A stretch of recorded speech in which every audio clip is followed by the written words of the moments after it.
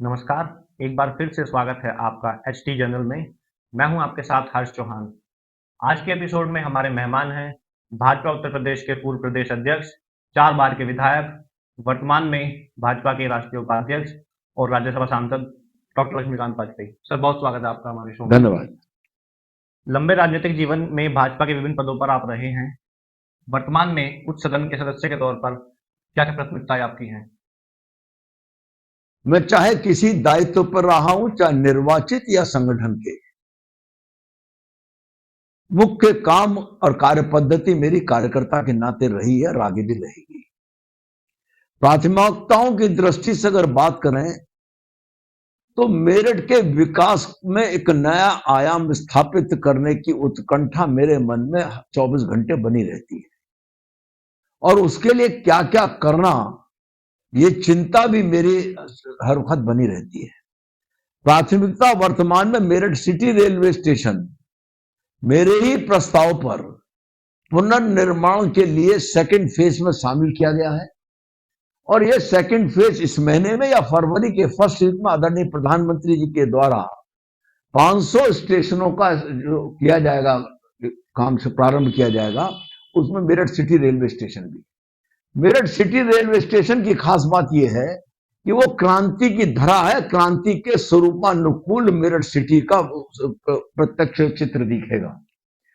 उसमें मॉल भी होगा, उसमें माताओं को, बच्चों को दूध पिलाने का स्थान भी होगा, एयरपोर्ट की तरह धूम्रपान करने का स्थान भी होगा और हर प्रकार की सुविधा होगी। और ऊपर वो होगा, क्या नाम है, वेटिंग अगर है, गाड़ी लेट है तो उसके लिए भी अलग से एक व्यवस्था होगी, रेस्टोरेंट की, सबकी। और कुल मिलाकर मेरठ एयरपोर्ट जैसा स्टेशन बनेगा। ये प्राथमिकता है। दूसरी बात है, मेरठ से बनारस के लिए ट्रेन 2024 के चुनाव से पहले चल जाएगी, ऐसी मेरी बातचीत चल रही है। मेरठ में भी एक घटना घटी थी, कासमपुर रेलवे फाटक पर एक व्यक्ति की एक्सीडेंट में डेथ हुई थी और उसकी डेथ नहीं तो उसका पूरा परिवार बेकार हो गया, 3 छोटे छोटे बच्चे हैं। मैंने पूरा रिकॉर्ड लेकर स्टेशन से रेल मंत्री जी के सामने रखा था और रक्षा मंत्री जी के सामने रखा था, क्योंकि एक खास बात यह है कि मेरठ सिटी रेलवे स्टेशन से आगे निकलते रोहटा फाटक पहुंचते ही कैंट क्षेत्र शुरू हो जाता है और पूरा कैंट स्टेशन और पूरी रेलवे लाइन कैंट क्षेत्र में है, तो वो आरओबी और आरयूबी कैंट क्षेत्र में आते हैं। मैंने स्पेशली ये कहा कि जब ऑलरेडी फाटक पर आपने हमको आवागमन की सुविधा दे रखी है, तो अगर इसी फाटक पर हम अंडरपास बना लें या इसी फाटक पर 4 पिलर खड़े करके हम आरओबी बना लें तो डिफेंस को दिक्कत नहीं होनी चाहिए। इस पर बातचीत चल रही है और 19 तारीख को डिफेंस सेक्रेटरी साहब के साथ मेरी बैठक है, उसमें यह विषय तय करने का प्रयास करूंगा। इसके अलावा मेरठ की प्राथमिकताओं पे आप 2 काम देख रहे होंगे कि तो लिंक रोड तय हुआ है। 26 करोड़ रुपया उत्तर प्रदेश सरकार ने दिया है और उसमें उत्तर प्रदेश सरकार का जो पैसा है, डिफेंस से हमने वो लैंड ली है, आज उसकी नपाई हो जाएगी, तय हो जाएगा। 26 करोड़ से कम या ज्यादा है, उतना पैसा ईवीआई के रूप में रखा रहेगा। डिफेंस हमसे जब चाहेगा तब अपना मकान बनवाने का, सड़क बनवाने का, दीवार बनवाने का काम लेगा, लेकिन वो पैसा पीडब्ल्यूडी के पास रखा रहेगा। नंबर 1 ये आया है लिंक रोड। और उसके बाद अगर मैं बात कहूं तो ये मेरठ में छतरी पीर से घंटाघर से किशनपुरी सड़क बनी, 5.5 मीटर औसत चौड़ाई बढ़ने वाली है। डिवाइडर लगेगा, लाइटें लगेंगी और दुकानदारों को एनक्रोचमेंट नहीं करने दिया जाएगा, एनक्रोचमेंट फ्री जोन बनेगा, यानी लगभग 5 मीटर स्पेस अधिक मिलेगा जनता को चलने के लिए। इसके अलावा टीओडी की एक बात मैंने कल से प्रारंभ की है। भारत सरकार ने जहां जहां मेट्रो और आरआरटीएस बनाने की बात थी, वहां के लिए एक योजना जारी की थी, एक्ट में प्रावधान करके जारी किया था, transit orientation development scheme, TOD policy. उसके अंतर्गत रेलवे लाइन से 500 मीटर एरियल और रेल जो उनका स्टेशन बनेगा उससे 1.5 किलोमीटर एरियल जनता के विकास के लिए नाम पर कॉमर्शियल होगा 70% और 30% आवासीय होगा। हमारे यहां दुहाई तक आ गई, दुहाई उत्तर प्रदेश सरकार ने भी गजट जारी किया था, दुहाई तक वो लागू हो गया। मार्च के आखिर तक हर हालत में मुझे संभावना यह है कि मेरठ जिले का बाउंड्री पर आरआरटीएस आ जाएगी, तो वो लागू हो जाएगा। लेकिन जब 24 के चुनाव के बाद ये शहर में भीतर बढ़ेगी, तब कैंटोनमेंट का क्षेत्र आएगा भैंसाली और से लेकर बेगमपुर तक का। कैंट में अपने अलग नियम है, वो टीओडी पॉलिसी को मानने को तैयार नहीं है। मैंने कल ही उनको पत्र लिखकर कहा है कि भारत सरकार के अंतर्गत आता है रक्षा मंत्रालय, क्यों नहीं मानोगे, और अगर नहीं मानना तो उसके तर्क से मुझे अवगत करो जिससे समय रहते मैं कर सकूं। आप कल्पना करो कि भैंसाली में स्टेशन बनेगा, बेगमपुर पे स्टेशन बनेगा, उसका 1.5 किलोमीटर का एरियल कॉमर्शियल हो जाएगा। इस शहर की दशा क्या निकल कर आएगी विकास की, और उसके साथ साथ रोजगार के संसाधन बढ़ेंगे। ये मेरे विकास के सामान्यतः मेरे ध्यान में काम है। एक एयरपोर्ट बरसों से फंसा हुआ था, और उस एयरपोर्ट पर जमीन भी थी, बीच बीच में टुकड़े से हैं, तो हमने 2280 मीटर बाई 210 मीटर का जब इनसे तहसील से लिया, एयरपोर्ट अथॉरिटी को दिया, एयरपोर्ट अथॉरिटी ने कहा कि हम इस पर बना सकते हैं। सामान्य औपचारिकता के एयरपोर्ट अथॉरिटी के नाम चढ़ जाए वो जमीन, इतनी औपचारिकता चल रही है। कोशिश तो मेरी ये है कि 24 का मतदान से पहले, क्योंकि वो उसमें आचार संहिता बाधक नहीं आएगी, कार्रवाई चल रही है, हवाई जहाज उड़ जाए। वो हवाई जहाज अगर उड़ेगा तो मेरठ से लखनऊ, इलाहाबाद, बनारस, बनारस से इलाहाबाद, लखनऊ और मेरठ, ये उड़ेगा 72 सीटर ATR 72। उसके बाद की योजना है 206 एकड़ जमीन और एक्वायर की जा रही है, और उस जमीन के आ जाने के बाद 2-3 बातें होने वाली हैं कि मेरठ से अन्य जगहों के लिए भी फ्लाइट शुरू हो जाएंगी, बड़ी फ्लाइटें शुरू हो सकती। वहां पर अगर वो जमीन वो काम हो गया तो यहां पर 270 सीटर हवाई जहाज भी उतरना चढ़ने लगेगा। जेवर एयरपोर्ट का पार्किंग प्लेस का भी काम देगा, और कार्गो एयरपोर्ट के रूप में काम देगा। मेरठ के विकास को पंख लगेंगे। जैसे अयोध्या में राम मंदिर बनने के बाद अयोध्या के विकास को और अयोध्या के आर्थिक गतिविधियों को जो पंख लगने की संभावना, वो मेरठ की गतिविधियों के साथ भी पंख लगेंगे। दूसरी बात, सांसद निधि के नाते पहले साल की सारी सांसद निधि मैंने ग्रामीण क्षेत्र के शिशु मंदिरों को दिए, स्कूलों, एक कमरा या एक कंप्यूटर लैब, जिससे बच्चे पढ़ें। और एक स्कूल खुल जाने से वहां पर बच्चों की साक्षरता बढ़ेगी, ग्रामीण साक्षरता बढ़ेगी, ग्रामीण में योग्यता बढ़ के आएगी, शिशु मंदिर में पढ़ के बच्चा आएगा तो भारत का भविष्य ठीक होगा। इस दृष्टि से मैंने ध्यान रखा। सर, हाईकोर्ट बेंच को लेकर आपके क्या क्या प्रयास रहे हैं? हाईकोर्ट बेंच का तो इशू समाप्त हो चुका। सर, उसके लिए आपने क्या क्या प्रयास किए हैं? नहीं, मैं पहले तो ये कह रहा हूं कि हाईकोर्ट बेंच का इशू ही अब नहीं। राज्यसभा में मेरे द्वारा प्रश्न उठाया गया, मैंने 27 पेज का ज्ञापन न्याय मंत्री को, माननीय उच्च न्यायालय के मुख्य न्यायाधीश जी को, माननीय इलाहाबाद उच्च न्यायालय के मुख्य न्यायाधीश को भेजा था नवंबर में 2023 में। उसके बाद लिखा पढ़ी हुई, सदन में चर्चा कराई मैंने, सदन में आश्वासन मिला, और उसके बाद 9 मार्च 2023 को, सॉरी 22 में था वो, 2023 में उस भारत सरकार ने एक आदेश जारी किया, 4400 ई फाइलिंग सेंटर देश में बनाए जाएंगे। उसके लिए 7100 करोड़ रुपए की बजट में व्यवस्था की। 4400 ई फाइलिंग सेंटर को माने तो देश में जो जिले हैं उनसे 4400 को गुणा करते हैं तो एक जिले में औसत से 4 ई फाइलिंग सेंटर बनेंगे। उन ई फाइलिंग सेंटर से यहीं से आप मुकदमा दायर करेंगे, यहीं से आप मुकदमे के सुनवाई योग्य है नहीं इसकी बहस करेंगे, यहीं से जमानत लेंगे, यहीं से मुख्य सुनवाई होगी, और यहीं से आपका निर्णय मिलेगा। नंबर 1। नंबर 2, जो अधिकारियों और अपराधियों की हाजिरी होती है हाईकोर्ट में, अधिकारियों की और अपराधियों की, वो भी अपने अपने जिले से होने लगेगी। कितना पैसा बचेगा, कितना समय बचेगा, और सबसे बड़ी खास बात यह है कि ये कोई मेरठ को नहीं मिला है, कश्मीर से लेकर कन्याकुमारी तक देश के सब जिलों को, और सुप्रीम कोर्ट भी इस माध्यम से सुनवाई करेगा। मैं एक फैसला आपको दिखाना चाहता हूं जो चीफ जस्टिस साहब ने किया था। ये सुप्रीम कोर्ट ऑफ इंडिया का फैसला है, ये चीफ जस्टिस की बेंच में फैसला हुआ है, Sarvesh Mathur versus registrar general high court Punjab and Haryana.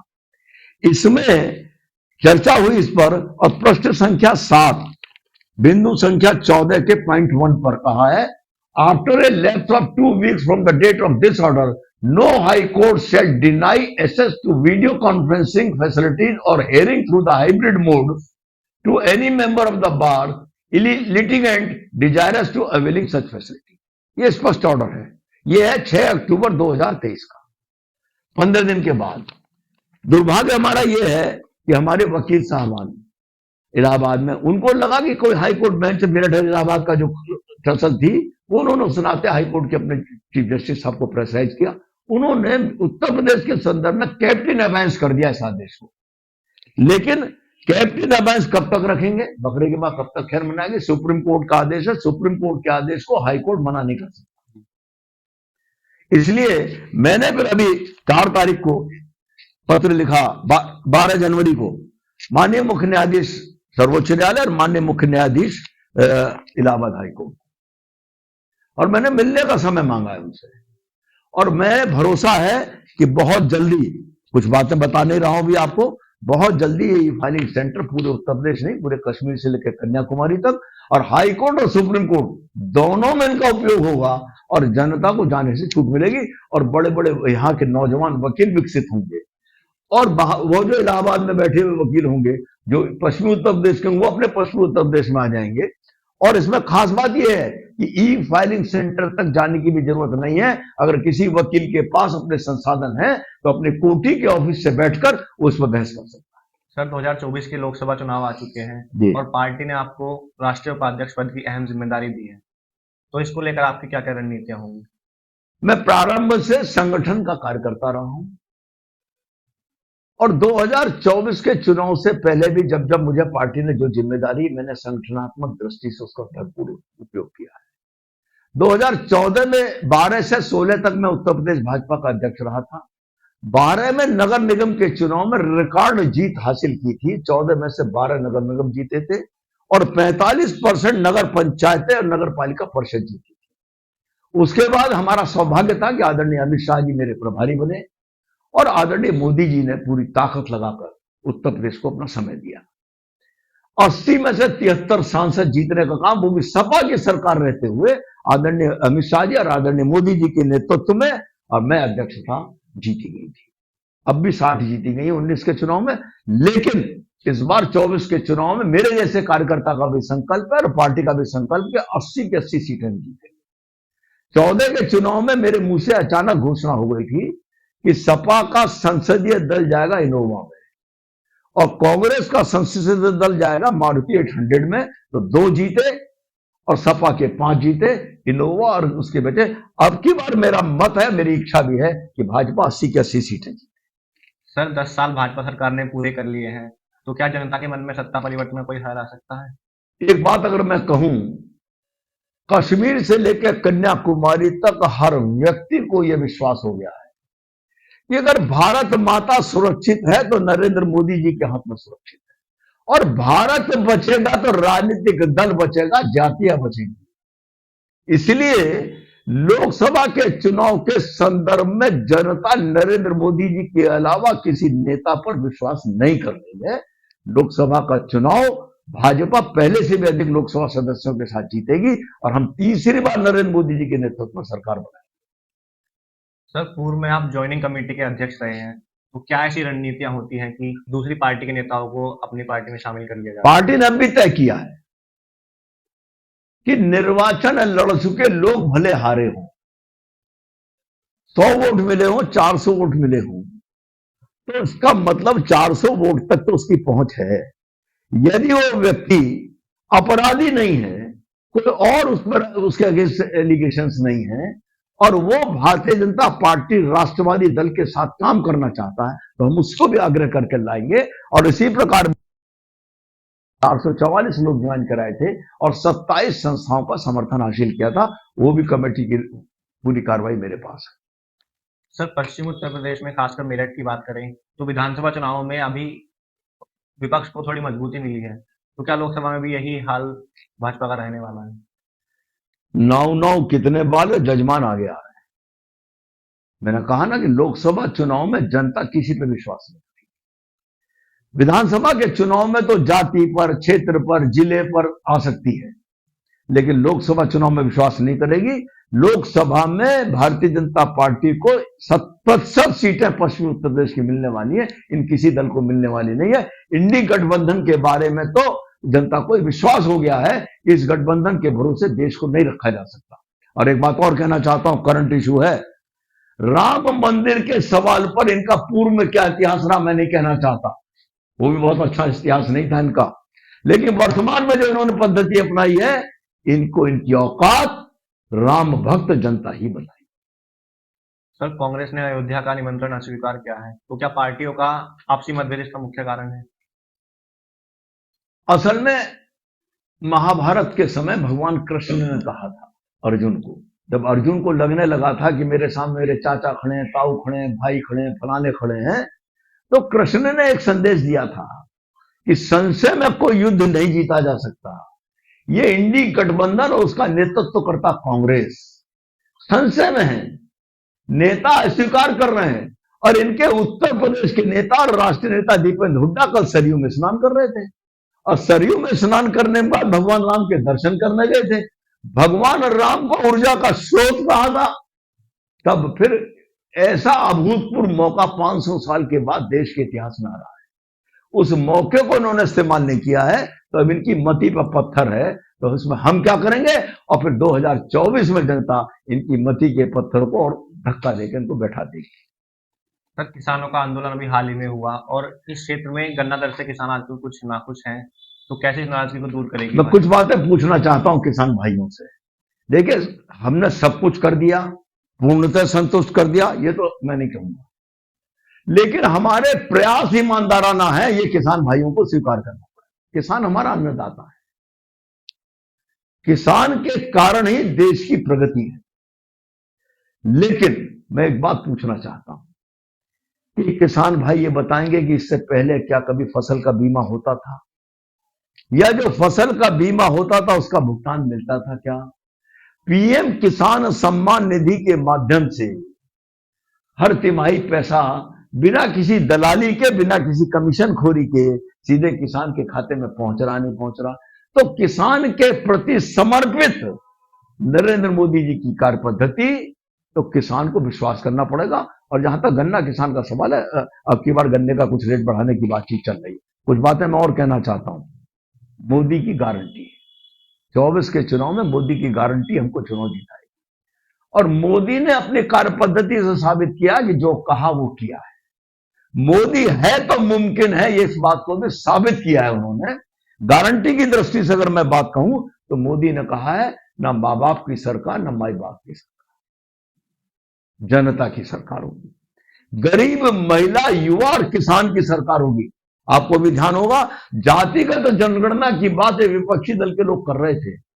आदरणीय नरेंद्र मोदी जी ने जिस दिन से ये बात कही है कि मेरी 4 जातियां हैं, गरीब, युवा, महिला और किसान, अब इन वर्गों में सारी बिरादरियां आ जाएंगी, तो 4 जातियां हैं। मैं इन 4 जातियों के प्रति प्रतिबद्ध और समर्पित हूं, इनके प्रति वचनबद्ध। तो अब खत्म हो गया उनका खेल। इसके अलावा मैं कहना चाहता हूं, कुछ काम आदरणीय मोदी जी ने किए। मातृ शक्ति को मजबूत करने के लिए लेटेस्ट काम किया, नारी वंदन अधिनियम। 33% पद महिला शक्ति को आरक्षित होंगे, नंबर 1।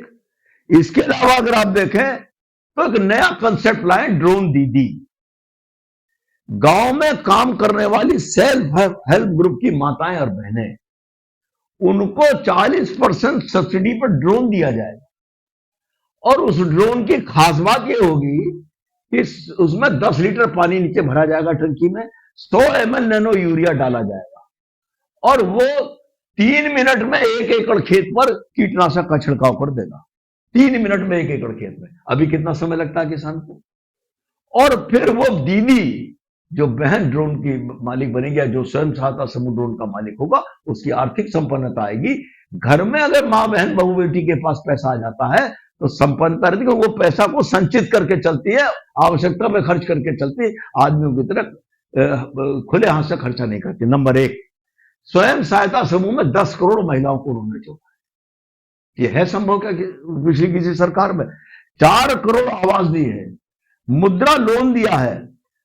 इन दोनों में 70% महिलाएं हैं। आवास में, प्रधानमंत्री आवास में 70% महिलाएं हैं, मुद्रा लोन में भी है। स्वयं सहायता समूह की 10 करोड़ बहनों को किया है, और 2 करोड़ महिलाओं को लखपति दीदी बनाने का संकल्प लेकर आदरणीय नरेंद्र मोदी जी काम कर रहे हैं। वादों को पूरा करने की प्रतिबद्धता है। और मैं कुछ चीजें पॉइंट वाइज चर्चा करना चाहता हूं। पक्का घर, हर घर जल, शौचालय, आयुष्मान योजना में इलाज, निःशुल्क राशन, उज्ज्वला गैस कनेक्शन, सौभाग्य योजना में बिजली कनेक्शन, बैंक के खाते, बीमा, किसान सम्मान निधि, फसल बीमा योजना, फुटपाथ पर बैठने वाले वेंडर को स्वनिधि योजना, और घरों में जो खेतों पर जो खसरा खतौनी होती है उसमें महिला का नाम दर्ज कराना। शराब पी के पति जो है जमीन को गिरवी नहीं रख सकता महिला के बिना। आज ये सारी जो चीजें आदरणीय प्रधानमंत्री जी ने की, इन सब पूंजियों के आधार पर हम जाएंगे। और अंतिम बात कहना चाहता हूं, जो बात जहां से मैंने शुरुआत की थी कि भारत माता सुरक्षित है नरेंद्र मोदी के हाथ में। कश्मीर से लेकर कन्याकुमारी तक जनता को विश्वास है। पाकिस्तान के खमाद में घुस के मारने का काम अगर किसी प्रधानमंत्री ने किया तो नरेंद्र मोदी ने किया। जनता को भरोसा है कि देश की तरफ आंख उठाकर जो देखेगा उसको प्रधानमंत्री मोदी उसकी आंख फोड़ने का काम करेगा। और अंतिम बात और कहना चाहता हूं, विकास के जो आयाम किए तो किए ही हैं, संपूर्ण विश्व में लीडर के रूप में स्थापित होने का काम भारत को किया है। भारत के लिए बड़े गर्व की बात है। पहले हमारे देश का कोई व्यक्ति जाता था तो सम्मान नहीं मिलता था। आज पलक पावड़े बिछाकर विदेशी राष्ट्राध्यक्ष प्रधानमंत्री मोदी का जय करते हैं। डॉक्टर लक्ष्मीकांत वाजपेयी लगातार इस क्षेत्र के विकास कार्यों में प्रयासरत हैं। सांसद जी, आपने एसटी जर्नल के लिए समय निकाला, इसके लिए आपका हार्दिक धन्यवाद। आज के एपिसोड में बस इतना ही। मुलाकात होगी रिपोर्ट कार्ड के अगले एपिसोड में। तब तक के लिए नमस्कार।